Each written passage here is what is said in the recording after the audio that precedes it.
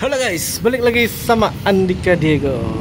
Nah, kali ini gua mau ngebahas ini setahun penggunaan Suzuki Address. Jadi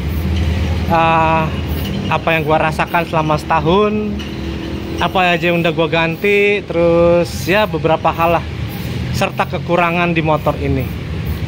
Oke, jangan lupa di subscribe channel YouTube Andika Diego. Oke, jadi langsung saja kita bahas. Ini adalah Suzuki Address 2022. Jadi setahun lalu ini motor gue beli. Sebelumnya gue udah pernah pakai Address juga, warna silver 2016 yang elegan. Gue jual tahun lalu, gue ambil lagi ini. Gitu. Oke. Jadi udah setahun ini usianya. Dalam setahun itu apa gue rasakan? Ya karena gue udah sering naik Address, jadi yang gue rasakan ya biasa aja sih ya. Gitu. Yang pasti yang gue demen dari motor ini udah pasti irit sama akomodasi. Akomodasinya itu buat gue ya yang menjawab kebutuhan gue sih.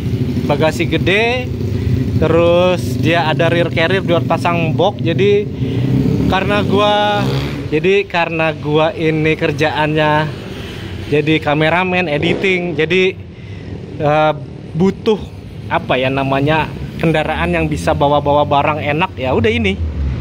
Jadi bawa kamera, tripod, laptop, jadi pas lah kalau ini motor gitu. Oke. Terus apa aja yang udah gua ganti? Nah, kita lihat yang udah gua ganti.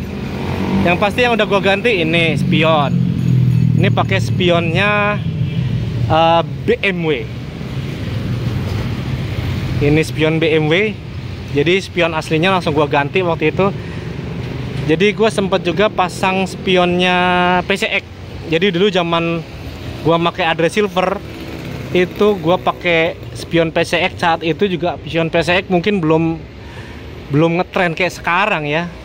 Terus tiba-tiba booming, sekarang banyak yang pakai spion PCX.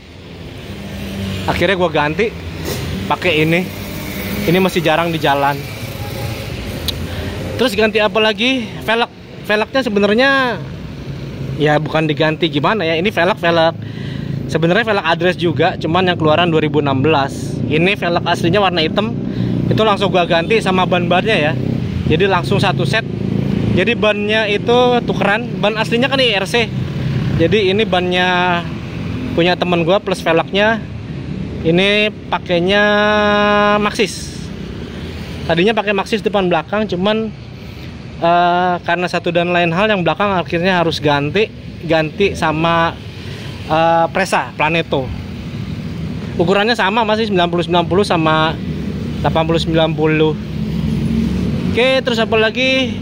Yang pasti rear carrier ini udah pasti harus ada buat pasang box, spion pisah, terus ada mata kucing. Nih awalnya gue pakai box kayak ini nih, kayak punyanya Om Faiz yang E33. Ini E33 ya, E33. Nah ini pakai sekarang yang E43. Jadi ini 43 yang special edition yang 2 juta box GP itu enif-nya ya, GV. Jadi ini E43 gue pakai sekarang. Terus apa lagi ya? Jadi apa aja kendala yang sudah gue temui selama setahun make? Yang pasti gue sempet kendala pertama itu ini karena masih pakai AC ya arusnya. Jadi gue sempet pasang lampu LED di lampu utama sama lampu senja, itu ternyata tidak berfungsi dengan baik. Jadi waktu itu kata temen gue, bisa om, bisa. Akhirnya gue pasang, tapi ternyata not working at all. Jadi nggak bekerja sama sekali. Dalam artian bukan nggak bekerja ya, jadi begitu udah jalan lama-lama lampunya redup, nggak jelas gitu. Jadi mau nggak mau ya memang mesti harus dirubah ke DC dulu baru bisa. Terus apa lagi? Oh ya, dari setahun itu jadi gua sudah pernah mengganti, jadi belum pernah servis. Dalam artian gini, servis rutin baru sekali, itu pun baru belum lama ya. Mungkin baru sebulan lalu. Jadi ini gua sudah ganti oli 3 kali, oli mesin 3 kali, oli gardan 3 kali, filter oli 3 kali gitu. Jadi ini 4 oli mesinnya di sini ya. Ini oli mesin. Jadi gua udah 3 kali ganti. Yang pertama itu pakai MPX kalau nggak salah, yang punyanya Honda. Terus ganti oli kedua pakai Suzuki X-Star. Yang fully sintetik ya, Suzuki X-Star-nya itu harganya 96.000, apa yang punyanya GSX. Terus yang ketiga itu yang terakhir, yang sekalian sama apa namanya servis itu, ganti kena apa namanya, pakai yang Suzuki X-Star biasa. Kalau untuk gardan, oli gardannya di sini.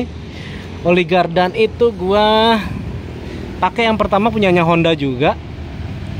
Terus yang kedua itu pakai punyanya ya Suzuki X-Star. Yang ketiga itu pakai apa ya? Punyanya Suzuki juga kalau nggak salah, Suzuki X-Star juga. Itu plus sama filter olinya tuh di sini. Ini filter olinya nih. Oke. Itu terus apa lagi ya? Jadi gue juga udah ganti bohlam. Baru kemarin gue ganti bohlam rem belakang ini. Jadi 3 hari lalu kalau nggak salah deh, itu tiba-tiba lampu belakangnya mati, lampu remnya. Jadi kalau jalan biasa itu nggak nyala, tapi kalau di rem baru nyala. Jadi gue ganti. Harganya bohlamnya juga murah, cuman nggak nyampe 20.000 lah. Itu gue ganti. Jadi enaknya lampu bohlam itu ya, sebenarnya lebih murah. Gantinya juga gampang, tinggal compot mikanya doang. Terus sama kanvas rem. Nih, kanvas rem depan. Kanvas rem depan ini baru ganti sekali setelah setahun. Itu juga tadinya gak gue ganti, cuman gue diingetin sama mekanik dari Suzuki Parung waktu itu, Mas ini cakram depannya yang sebelah udah mulai tipis banget, jadi mau nggak mau mesti ganti, kata dia ya. Gue bilang apa mesti ganti di sini? Ya nggak juga, kata dia. Cuman masih bisa dipakai untuk beberapa lama, kata dia. Ya udah, akhirnya kemarin ganti, dapat kanvas rem dari Om Pais. Harganya murah, gue juga lupa mereknya apa. Di situ ketulis sih buat Suzuki Next. Jadi kalau untuk Suzuki Next yang versi awal ya, generasi pertama, itu kalipernya sama punyanya Suzuki Address yang sekarang. Karena untuk Suzuki Next yang kedua itu generasi baru itu dia udah beda ya. Nih, kalipernya kayak ini, Suzuki Next. Yang Next 2. Mana Next 2? Nah, ini Next 2. Tuh, kaliper remnya dari Nissin. Jadi beda sama punyanya Address, meskipun satu piston tapi beda ini ya. Beda bentuk. Tapi kalau sama Address sama Suzuki Next yang generasi pertama itu sama gitu. Jadi udah ganti. Jadi yang diganti baru itu aja ya. Kanvas rem depan, bohlam lampu. Kalau filter udara gue udah ganti dari awal, itu pakai yang stainless. Jadi udah nggak pakai yang lagi kertas gitu saringannya. Terus apa lagi? Spare part belum ada yang ganti sama sekali sih, dari CVT segala macem. Ini juga mesin itu kemarin servis rutin baru sekali gua jalanin. Jadi kupon gratis yang ada di buku buku servis itu gua pakai. Jadi baru sekali gua pakai buat servis, itu juga udah nggak gratis ya, karena kuponnya nggak kepake. Itu pun karena motor ini sering mati. Jadi kalau jalan tuh tiba-tiba mati. Lampu merah itu pas digas langsung mati. Di rumah kadang-kadang pagi-pagi pas mau dipakai itu agak susah nyala. Akhirnya gue bawa ke kemana ke Suzuki Parung itu. Akhirnya diservis. Sekarang beres permasalahannya gitu. Jadi itu ya. Jadi udah beres semua. Tinggal satu sih sebenarnya permasalahannya itu di standar tengah. Jadi standar tengahnya itu makin hari makin sering koclok. Apa sih istilahnya, kendor gitu. Kalau lewat jalan-jalan yang nggak rata tuh kocok, agak berisik gitu di bagian standar tengah. Itu ya. Plus kemarin gua agak sebel sih Sebelnya kenapa ini? Jadi ini ada baret ini di tengah. Baretnya panjang. Baret di sini. Gue juga nggak tahu. Kemungkinan sih kalau tebakan gue dari plat nomor ya, plat nomor motor lain nih sampai di sini juga nih hitam. Aduh, nyebelin banget dah. Padahal motor udah dijaga-jaga, tapi malah kena sama orang lain. Terus juga selain box ini gue pasang ini juga tas Domimoto Java 5. Ini enak sih kegunaannya, bisa buat naruh-naruh barang-barang yang kecil, bisa buat GPS, cuman nggak disaranin ya, handphone bisa panas di sini. Terus ya paling buat nyimpen handphone, sarung tangan apa di sini. Gimana kalau kena hujan bang? Tembus nggak? Tembus. Tapi dia ada covernya sih, tetap aja sih tembus-tembus juga. Gitu. Oke. Ini dari tahun 2016, dari zamannya gue pakai Suzuki Address yang silver, sampai sekarang tasnya masih awet. Oke, mungkin itu aja infonya yang gue bisa share setelah setahun penggunaan Suzuki Address. Oke guys, jangan lupa di subscribe channel YouTube Andika Diego. Dan jangan lupa, oh ya, kalau teman-teman nyari motor Suzuki nih bisa di sini nih, Suzuki Motor Karawaci. Ya tuh, jadi bisa apa namanya? Tuh ada yang nongol-nongol Om Pais. Jadi di sini mau beli motor Suzuki Karawaci.